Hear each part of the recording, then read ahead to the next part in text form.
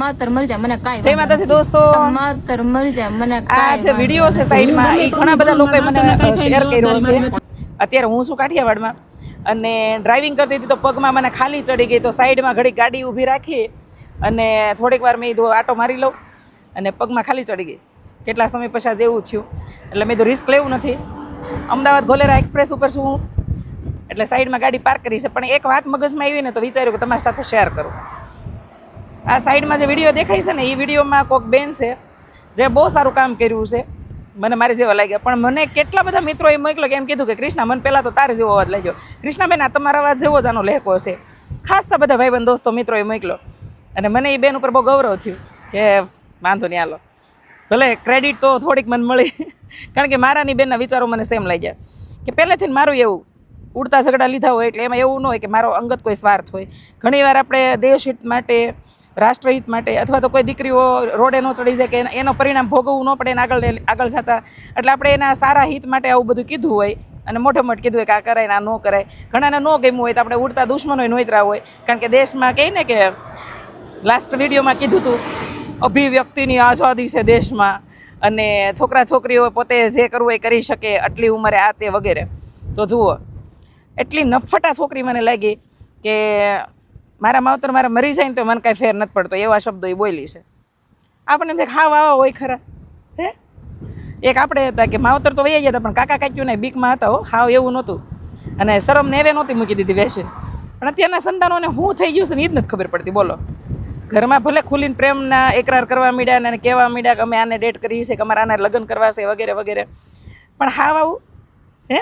ઓલી ખુલીને કહે છે કે ઓલા છોકરાને એક નંબરનો છપરી ટપોરી છોકરો છે, પોતે ખુદ કહે છે કે હું મજૂરી કરું છું અને આ છોકરીનું મોઢું જોઈને લાગે છે કોઈ ખાનદાન માવતરની દીકરી છે અને બોલે છે અહીંયાથી એવું લાગે છે કે ખાનદાન ખાલી માવતરની દીકરી છે, પોતે જ ખાનદાન એ વેચીને ખાઈ ગઈ. એટલે મારા માવતરે મારે મરી જાય મને કાંઈ ફેર નથી પડે એમ. એલા ભાઈ તાર પવણ હોય પવણી છે, જે કરવું એ કરીને એક માવતરને હું આમાંથી બક્ષી ગયો.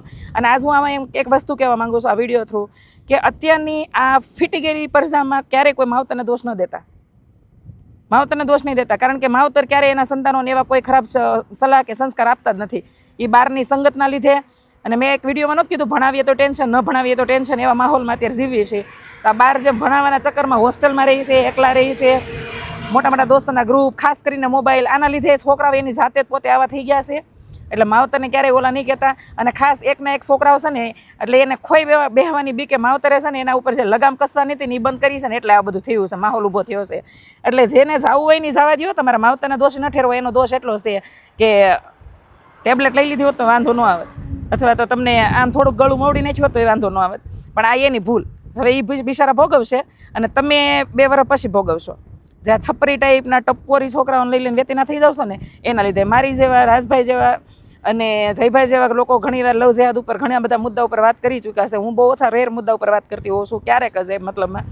પણ લવ જેહાદ ઉપર આજ હું ખુલીને એક વાત કરી રહી છું કે કાશ્મીર ફાઇલ જેવી પિક્ચરો આવી, કેરેલા સ્ટોરી, એના 2 પાર્ટમાં ફિલ્મ આવ્યું અને આ બધા ફિલ્મોમાં કંઈક ને કંઈક દેખાડવાની કોશિશ કરી કે અત્યારની છોકરીઓ કેવી રીતે હેરાન, આગળ જઈને કેવી હેરાન થશે અને આ લવ જેહાદમાં કેવા છોકરા કેવી મીઠી મીઠી ભાષા વાપરી અને પોતાનું નામ બદલીને આ તે કરીને છોકરીઓને ફસાવે છે.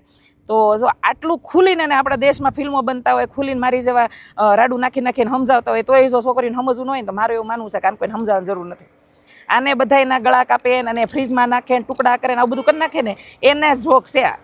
એટલે માવતરને એક નમ્ર વિનંતી કે જાય ને તો એની વાહે ટાઈમ વેસ્ટ કરવામાં, એને પાછી લાવવાની કોશિશ કરવામાં એને જવા દો. આમથી તમે એકવાર કન્યાદાન કરીને એને વળાવવાના તો શોધ ને, માની લેજો એને વળાવી દીધા ને મોટા ગામત્રે વળાવી દીધી, બરોબર.